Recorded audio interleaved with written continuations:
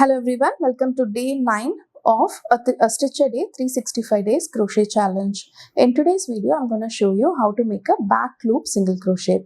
So as discussed yesterday, so this is a front loop and this is our back loop. The loop that's closer to us is the front loop. The loop that is away from us is the back loop. Okay. So for the back loop single crochet, you have to go from top of the V like this. Okay. So we are going, you can see the V right here. We are going to go in between the two loops, pick up the back loop and pull out a loop. Okay.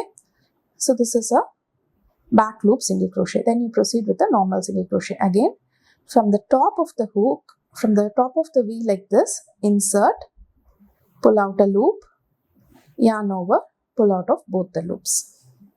Okay. So back loop single crochet, they have a deeper ridge as compared to the front loop one. You can see the difference right here. Okay, so this is front loop and this is back loop. You can continue this till the end of the row and I'll meet you back tomorrow with yet another interesting crochet stitch. Thank you.